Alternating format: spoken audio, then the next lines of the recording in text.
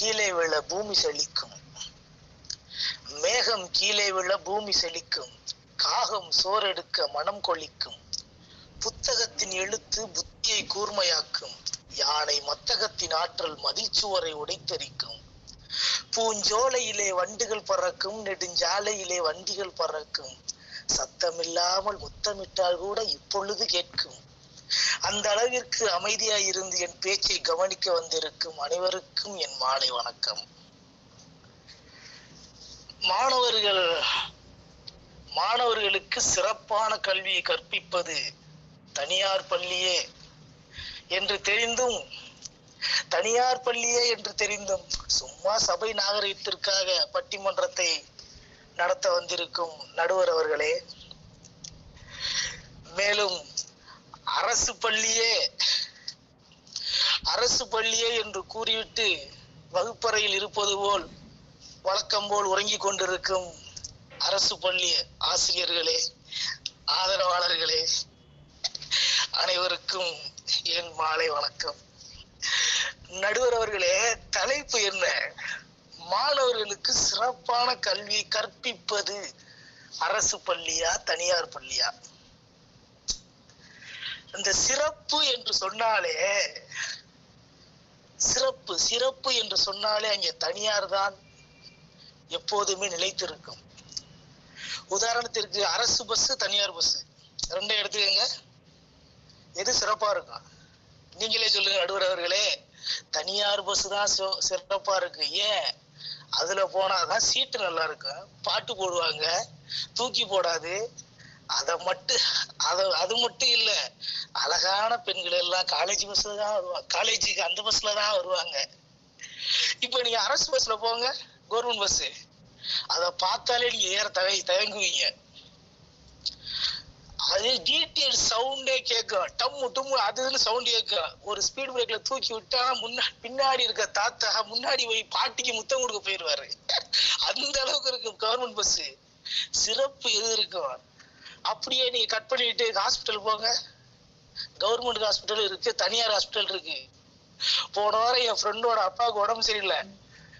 உடனே அப்பா நான் ஹாஸ்பிட்டலுக்கு போலாமான்னு கேட்கிறேன். சரிப்பா போமாப்பா. எங்கப்பா? பக்கத்துல இருக்க அந்த கவர்மெண்ட் ஹாஸ்பிட்டலுக்கு போமாப்பா. அவருக்கு பக்கம் ஆயிடுச்சு. ஏன்டா இன்னும் கொஞ்ச நாள் வாழலான்னு பார்த்து அதுக்குள்ள என்ன கொல்ல பாக்குறியா அப்படிங்கிறாரு. அப்ப எங்க சிறந்த மருத்துவம் கொடுப்பாங்கன்னா தனியார்ல தான் சிறந்த மருத்துவம் கொடுப்பாங்க. நீங்க பேசினாங்க பாத்தீங்களா கொஞ்ச நேரத்துக்கு முன்னாடி, எல்லாருக்கும் உடம்பு சரியில்லைன்னா உடனே கவர்மெண்ட் ஹாஸ்பிட்டல்ல போறாங்க. ஒரு அம்மாவோட வேகமா பேசினாங்க, என் பிள்ளைய நான் கவர்மெண்ட் ஸ்கூல்ல படிக்க வைக்கிறேன். ஸ்கூல்ல படிக்க வைக்கிறீங்க, ஹாஸ்பிட்டலுக்கு எங்க போவீங்க? கவர்மெண்ட் ஹாஸ்பிட்டலுக்கு போவீங்க, தனியாருக்கு தான் போவீங்க. அதே போலதான், எதுக்கு சொல்றேன்னா, அதே போலதான் தனியார் பள்ளியிலும் சிறப்பான கல்விதான் கொடுக்கப்படுகிறது. அரசு பள்ளி சரியான பள்ளியாக இருந்தால், சிறந்த கல்வியை கொடுத்தால் எதற்காக தனியார் பள்ளி தொடங்க வேண்டும்? அரசு எதற்காக அங்கீகாரம் தர வேண்டும்? மேடம், கவர்மெண்ட் ஸ்கூலு, இப்ப நான் ஒரு கவர்மெண்ட் ஸ்கூல்ல படிச்ச ஸ்டூடெண்ட். நான் என்னுடைய வாழ்க்கையில நான் ஒரு வாழ்க்கையில மாட்டிக்கிட்டு வாழ்க்கையை தடுமாறி கொண்டிருக்கக்கூடிய ஒரு 90 ஹிட்ஸ் மாணவன். நானே சிறந்த எடுத்துக்கிட்டு, நான் 8வது படிக்க எங்க ஊர்ல 8வது வரைக்கும் நடுநிலை பள்ளி இருந்தது, அங்க படிச்சேன். அங்க படிக்கும் போது எங்க தங்கச்சி 6வது படிக்குது. அதுக்கு என்ன தெரியுமா வேலை? எங்க ஸ்கூல் டீச்சருக்கு பேன் பார்க்கணும். மேடம், நான் பொய் சொல்ல, உண்மையை சொல்றேன், இது சத்தியமான உண்மை. அந்த ஸ்கூல் டீச்சருக்கு தலையாவது எங்க அம்மா சொல்லுவாங்க, ஏண்டி இந்த பேனை பார்த்து விடு, அடப்போமா அப்படின்னு சொல்லிட்டு ஸ்கூல் டீச்சருக்கு பேன் பார்த்து விட்டு, இப்ப சனி ஞாயிறு லீவு வரும்.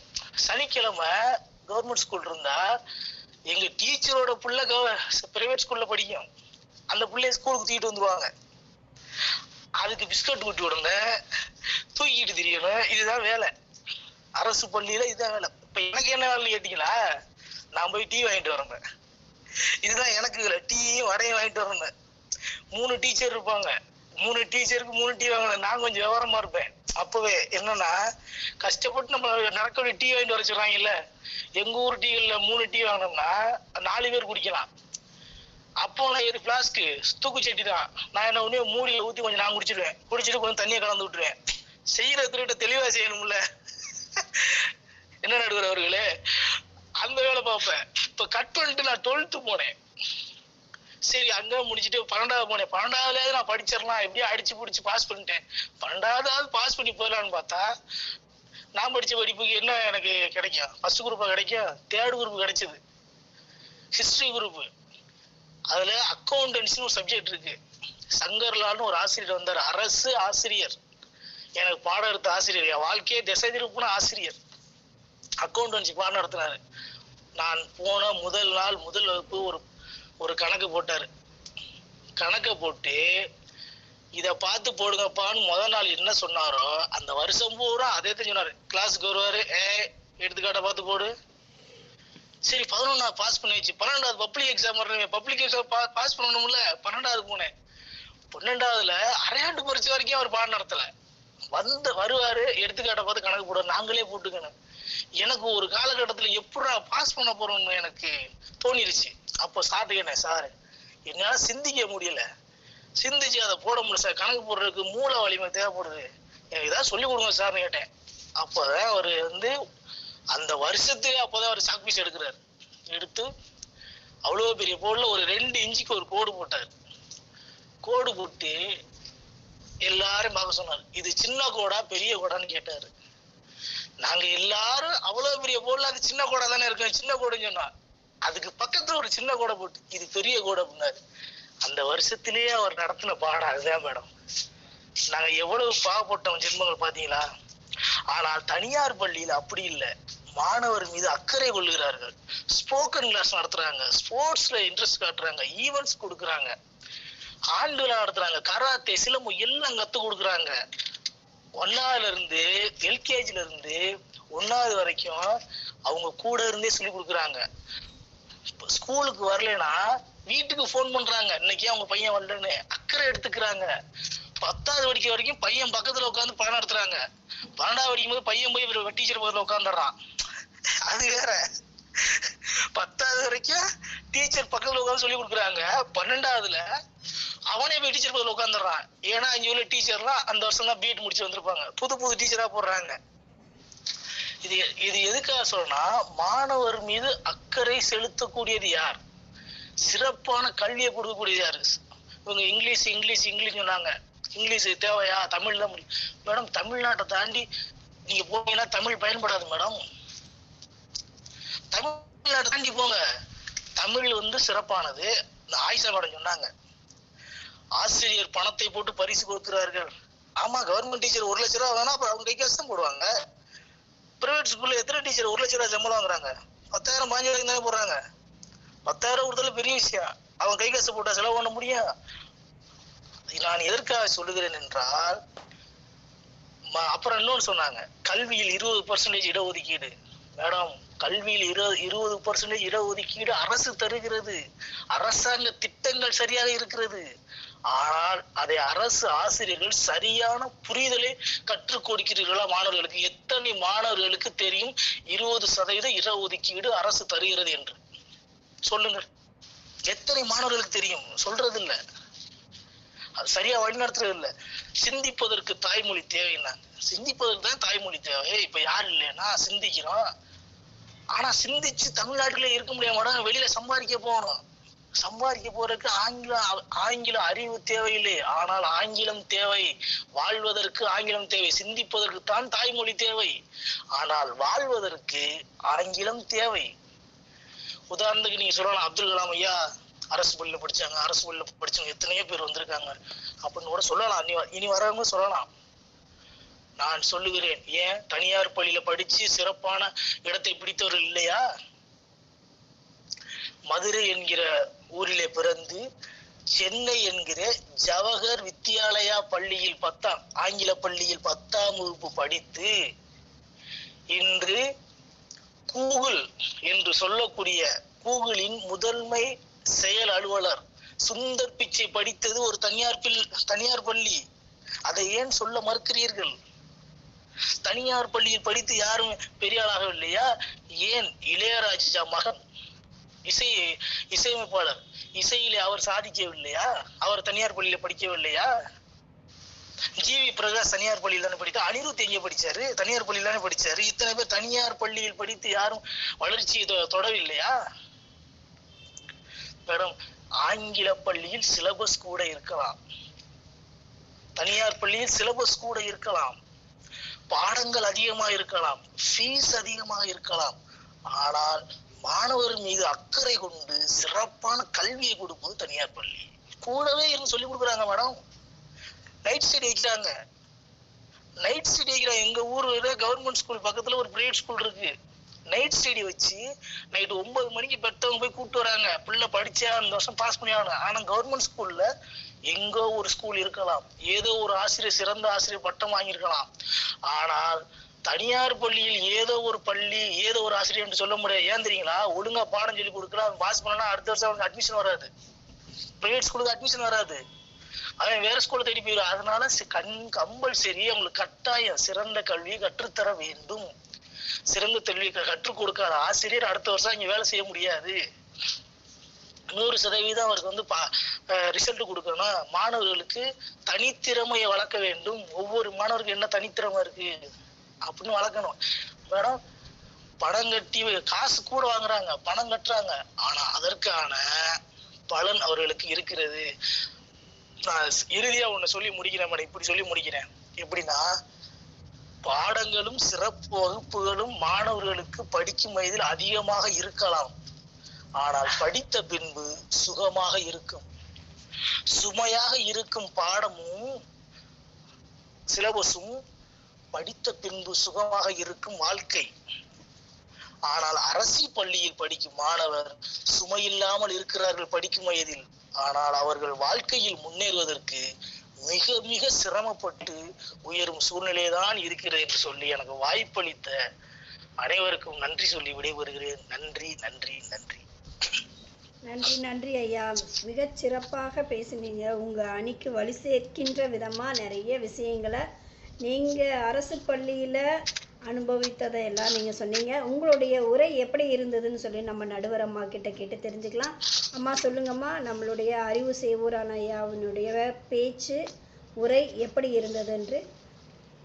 வணக்கம் ஐயா, உங்கள் பெயர் அறிவு சேவூரான். இந்த அறிவு என்னையா? செவ்வூரான். செவ்வூரான். செவ்வூரான். ஓகே. என்னுடைய ஊர் பெயர் செவ்வூர். நான் ஒரு கிராமத்தை சேர்ந்தவன் மேடம். சரி சரி சரிங்க ஐயா. நீங்க படித்தது அரசு பள்ளி, ஆனால் இப்பொழுது நீங்க பேசியது தனியார் பள்ளி.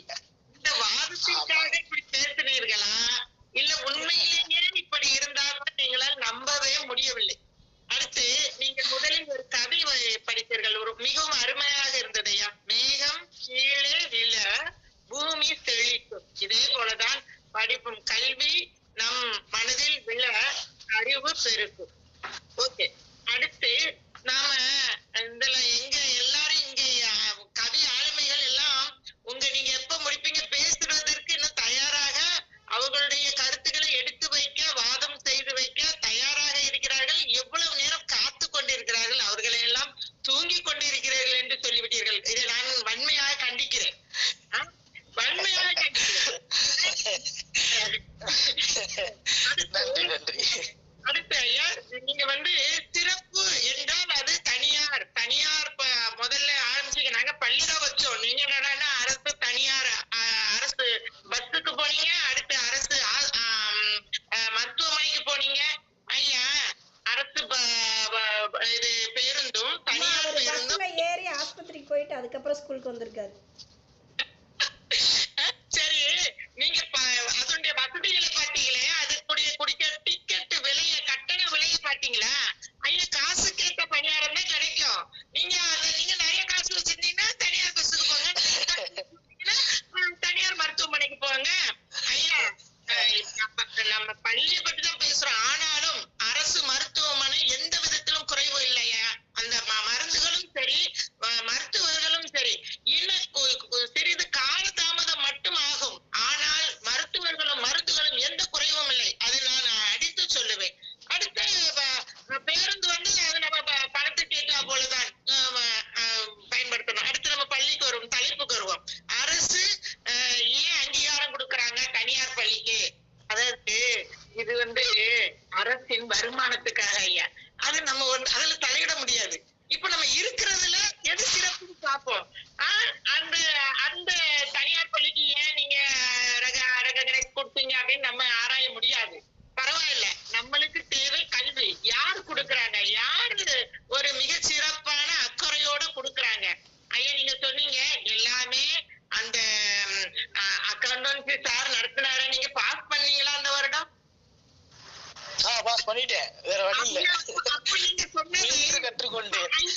சொன்னது கால்வாசிதான் உண்மை. அதாவது எதுவும் கொஞ்சம் கொஞ்சம் அப்ப நீங்களும் நல்லா படிச்சிருக்கீங்க. உண்மை, அதை ஒத்துக்கணும். நீங்க படிச்சதுனாலதான் பாஸ் பண்ண முடிந்தது.